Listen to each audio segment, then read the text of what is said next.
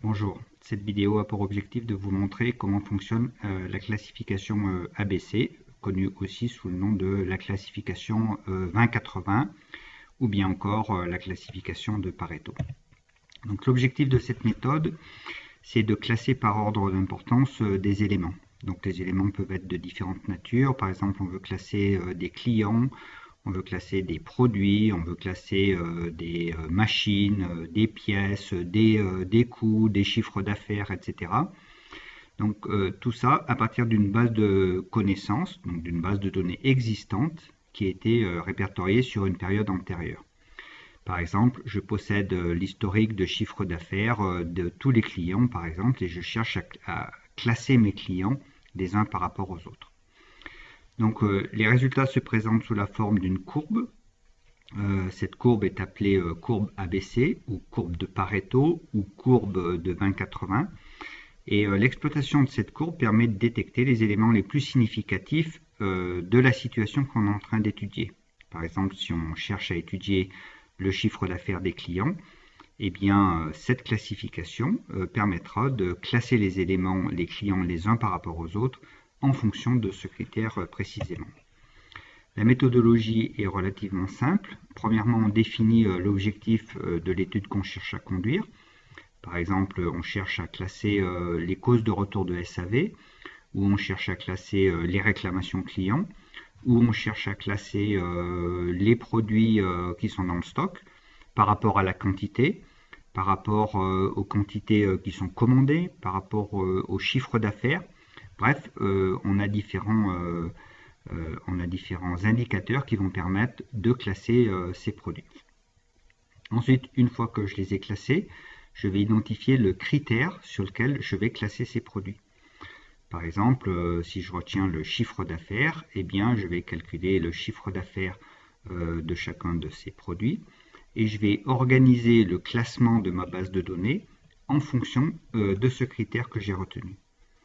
Et enfin, lorsque j'aurai fait cette manipulation, eh bien, je pourrai tracer un graphique qui fera apparaître la courbe de Pareto. Donc, si je prends un petit exemple pour qu'on comprenne bien comment ça se passe, donc vous avez ici une base de données qui comprend 10 articles. Donc, on va prendre un exemple très simple. Pour ces 10 articles, on connaît le prix d'achat chez le fournisseur, on connaît le prix de vente qu'on a pratiqué pour chacun de ces articles, et on sait les quantités qu'on a vendues l'année dernière, par exemple. Donc vous voyez que ici, j'ai plusieurs éléments qui pourraient me permettre de faire de la classification. Je pourrais classer les produits par rapport aux quantités vendues l'année dernière, ou bien je peux aussi classer les produits par rapport au chiffre d'affaires qui a été généré l'année dernière. D'accord? Donc ici, il faut bien choisir le critère sur lequel on veut classer. Si on veut un critère plutôt économique financier, on va classer sur le chiffre d'affaires. Mais si on veut un critère qui permet de savoir où est-ce qu'il faut disposer les produits dans le stock, plutôt au début du stock ou plutôt à la fin, ben là on choisira plutôt sur les quantités parce qu'on a intérêt pour les produits qui sortent beaucoup ou dont les quantités vendues sont très importantes, et bien de les classer dans une zone facile d'accès pour le stockage et le déstockage. Donc ici ce qu'on va faire, on va faire une classification en fonction du chiffre d'affaires. Donc ici, bien sûr, il va falloir calculer le chiffre d'affaires de chacun de ces produits. Je vous montrerai dans la vidéo comment on fait ça ensuite sous Excel pour que tout le monde comprenne bien. Bien, une fois qu'on a fait ce classement, voilà la courbe qu'on obtient. Cette courbe est une courbe classée, c'est-à-dire qu'elle permet de définir l'ordre des produits par ordre d'importance décroissante du critère. Donc on voit ici que le produit C représente 46% du chiffre d'affaires total qui a été généré l'année dernière. On voit aussi que si on prend les deux produits C et F, ces deux produits représentent à eux deux 80% du chiffre d'affaires généré l'année dernière.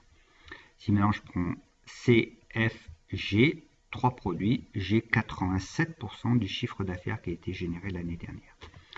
Donc on voit ici, dans cet exemple, que les deux articles C et F représentent 80% de la valeur du critère, et donc que la courbe de Pareto, ici, cette courbe que vous voyez qui est tracée en bleu, qu'on appelle la courbe de classification de Pareto, est assez éloignée de la droite d'équirépartition. Donc cette droite d'équirépartition, c'est une droite pour laquelle chaque article, ici j'ai 10 articles qui représentent 100% de ma base de données, 100% des articles sur lesquels je travaille. Donc la distance entre chacun des articles ici, donc premier article, il représente 10% de la base de données. Le deuxième article, il représente aussi 10% de la base de données. Donc si je prends le premier plus le deuxième, j'ai 20% de la base de données. Eh bien, si ces 20% de mes articles représentent 20% de la valeur du critère, 10% de mes articles représentent 10% de la valeur du critère, ou ici 1, 2, 3, 4, 5, 50% de mes articles représentent 50% de la valeur du critère. Vous voyez que dans ce cas-là, les articles sont inclassables puisqu'ils représentent tous la même valeur du pourcentage du critère. Donc c'est ce qu'on appelle la droite d'équirépartition, lorsque le critère est équiréparti sur l'ensemble des individus de la population qu'on cherche à classer. Donc ici, dans ce cas-là, la courbe de Pareto obtenue est assez éloignée de la courbe de la droite d'équirépartition. Mais on peut avoir d'autres situations.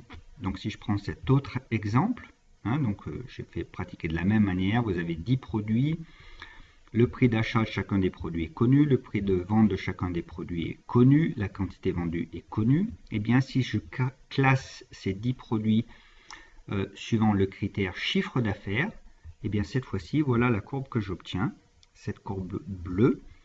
Vous voyez qu'elle est assez proche cette fois-ci de la droite d'équirépartition. Et vous voyez que ici, si je prends les deux produits C et F, les deux produits C et F ne représentent dans cette situation que 36% de la valeur du critère. Et si je prends les produits maintenant C, F, G, E, A, C, F, G, E, A, eh bien ils vont représenter à peu près 80% de la valeur du critère. Donc vous voyez qu'il faut 1, 2, 3, 4, 5, 6, 60% de la base de données pour avoir 80% de la valeur du critère. Donc vous voyez que la classification dans ce cas-là n'a pas du tout le même sens que la classification dans ce cas-là, puisque ici le critère chiffre d'affaires est très concentré sur deux produits, alors que dans cette situation, le critère chiffre d'affaires est beaucoup dispersé sur l'ensemble des produits de la base de données. Donc la question maintenant qui va se poser, c'est comment je suis capable de mesurer la distance qui existe entre la droite d'équirépartition et la courbe de Pareto, pour savoir si j'ai une forte concentration de la valeur du critère sur un faible nombre d'individus, ou bien si, comme je l'ai dans cette situation ici, le critère est très dispersé sur l'ensemble des produits de ma base de données. Pour évaluer cette distance, on va utiliser un indice qui est appelé l'indice de Gini ou le coefficient de Gini, qui permet d'évaluer le degré d'inflexion de la courbe. Donc vous voyez que ici, cette courbe qui est très infléchie aura un indice de Gini qui sera important. Cette courbe ici qui est peu infléchie, donc qui est plutôt proche de la droite d'équirépartition, aura un indice de Gini faible. Plus cette courbe se rapproche de la droite d'équirépartition, plus l'indice de Gini va devenir faible, plus cette courbe devient très infléchie, par exemple comme ceci, et bien plus l'indice de Gini va devenir important. L'indice de Gini va varier entre 0, sa valeur minimum, et 1, sa valeur maximum. Bien, comment on calcule cet indice?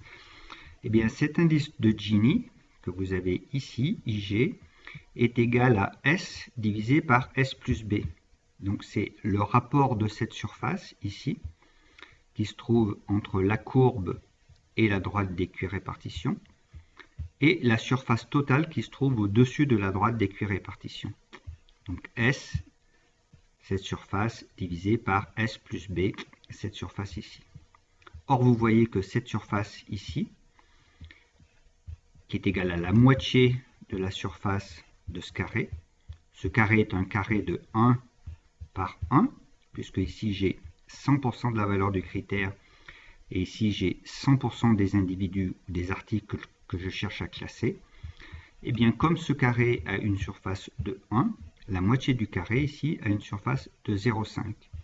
Donc l'indice de Gini, il est aussi égal à S divisé par 0,5, c'est-à-dire à 2 fois S. Bien, pour faire le calcul maintenant, qu'est-ce que je vais faire? Eh bien, je vais d'abord calculer la surface S1 qui se trouve sous la courbe de Pareto. Donc vous voyez cette surface ici qui est représentée en bleu. Et une fois que j'aurai calculé cette surface S1, je vais pouvoir calculer les surfaces B et S dont j'aurai besoin pour la suite de mon calcul. Hein, la surface S sera égale à S1 moins ce triangle ici, qui est une surface de 0,5. Donc S sera égal à S1 moins 0,5. Et B sera égal à la surface du carré moins la surface située sous la courbe, c'est-à-dire que B sera égal à 1 moins S1, que vous avez ici. Comment je vais m'y prendre pour faire ce calcul? Eh bien, je vais calculer l'air sous la courbe, ici, par une approximation de cette courbe à un ensemble de segments de droite successifs que vous avez ici. D'accord? Donc, on part de 0%. 0% des articles représentent 0% de la valeur du critère. Ensuite, le produit C représente 46% de la valeur du critère. Et puis ensuite, j'ai une droite ici parce que les produits C et F représentent 80% de la valeur du critère. Et bien donc vous voyez que ici, sous cette courbe, je peux approximer cette surface ici par la surface d'un trapèze. Et donc si je fais la somme de la surface de tous ces trapèzes, premier trapèze, deuxième trapèze jusqu'au 10e trapèze, eh bien je vais obtenir une approximation de la surface S1 qui est située sous la courbe. Vous voyez, donc j'ai un premier trapèze, un deuxième trapèze, un troisième trapèze, quatrième, etc. Donc j'ai 10 trapèzes dont je peux assez facilement calculer la surface. Bon, pour ça, il faut savoir comment on calcule la surface d'un trapèze. C'est relativement simple. Un trapèze comme celui-ci, c'est en fait la moitié d'un rectangle. Hein, donc si vous prenez ce trapèze que vous leur rajoutez par-dessus renversé, vous obtenez un rectangle. La surface d'un rectangle, tout le monde sait la calculer. Hein, c'est la longueur multipliée par la largeur. Donc la longueur est égale à A plus B. La largeur est égale à H. Donc l'aire du trapèze, c'est A plus B multiplié par H. Et comme ce trapèze, c'est la moitié du rectangle, eh bien je vais diviser par 2. Donc l'aire du trapèze est égal à 0,5 fois A plus B multiplié par H. Bien, je vais pouvoir maintenant donc calculer la surface qui se trouve sous cette courbe par la somme de tous les trapèzes que je vais rencontrer. Donc j'ai un premier trapèze, on va dire c'est le trapèze du premier produit. Du produit C, c'est un trapèze un peu particulier, hein, puisque vous voyez c'est un trapèze qui a une base qui est égale à 0, donc c'est plutôt un triangle. Ensuite, j'ai le deuxième trapèze qui correspond au produit F, qui est ici. J'aurai le troisième trapèze qui correspond au produit G, qui est ici. Alors pour calculer la superficie du deuxième trapèze, celui du produit F, eh bien je vais avoir besoin de la première base, de la petite base. Ici, cette petite base est égale à 0,46. Et cette petite base 0,46, c'est la fréquence cumulée du produit C. Ensuite, j'ai besoin de la deuxième base, ici 80%, donc B égale 0,8. Et cette base B, c'est précisément Q2, le pourcentage cumulé du critère de F. Donc le pourcentage cumulé de la deuxième valeur dans mon classement. Donc 46% c'est le pourcentage cumulé de la première valeur dans mon classement. 80% c'est le pourcentage cumulé de la deuxième valeur dans mon classement. Donc maintenant je connais la petite base et la grande base de ce trapèze. Il ne me reste plus qu'à connaître la hauteur du trapèze. Alors la hauteur du trapèze, elle est égale à la fréquence petit f de chaque article dans la base. Ici j'ai 10 articles dans ma base. Mes 10 articles représentent 100% de la base. Chacun des articles représente 10% de la base. Donc entre C et F, C représente 10% de la base, C et F représentent 20% de la base. Donc entre C et F, il y a 10%, c'est-à-dire 0,1. Donc la hauteur de mon trapèze est égale à 0,1. Donc l'aire de ce trapèze, sa superficie est égale à 0,5 multiplié par la somme des deux bases 0,46 plus 0,8 multiplié par 0,1 qui est égal à la hauteur du trapèze. Eh bien, je peux reproduire ce modèle de calcul pour tous les trapèzes qui sont situés sous cette courbe. Donc, si je prends le trapèze suivant, vous voyez que sa superficie sera égale à 0,5 fois 0,8 plus 0,87 multiplié par 0,1 et ainsi de suite. Donc, je peux très facilement calculer la surface S1, cette grande surface S1 qui se trouve sur cette courbe, c'est 0,5 fois la somme des fréquences d'apparition de chaque individu de ma population, multiplié par la fréquence cumulée du critère de l'individu qui précède, plus la fréquence cumulée du critère de l'individu auquel je m'intéresse. Je vais vous montrer sur Excel comment tout ça fonctionne. Et tout ça, bien sûr, ça va me permettre de calculer assez facilement l'indice de Gini. Alors, pourquoi cet indice de Gini est important? Eh bien, parce qu'il permet de donner une certaine indication de la taille des trois classes ABC. Donc, vous voyez que si l'indice de Gini est très grand, ça veut dire que la courbe elle a une très forte inflexion. Très peu de produits représentent une très grosse part de la valeur du critère. Dans ce cas-là, on aura des toutes petites classes A et B. 10% des produits pour la classe A, 10% des produits pour la classe B, 80% pour la classe C, qui représenteront presque rien de la valeur du critère. Ensuite, s'il est compris entre 0,85 et 0,90, eh bien, on va mettre un faible nombre de produits en classe A, on va prendre 20% des produits en classe B, 70% en classe C, et puis vous voyez que plus on va descendre l'indice de Gini, eh bien, plus on va élargir la classe A et la classe B, pour finalement, pour les plus petites valeurs de l'indice de Gini, entre 0,6 et 0,75, eh bien, prendre 20% des articles en classe A, 30% en classe B et 50% en classe B. On dit que si l'indice de Gini est inférieur à 0,6, la classification est non interprétable, c'est-à-dire qu'elle n'a pas de sens. Il n'y a pas suffisamment de discrimination par rapport aux critères qu'on a choisis entre les différents individus qui sont présents dans la population. Je vais vous montrer maintenant comment on met en œuvre la classification sur Excel.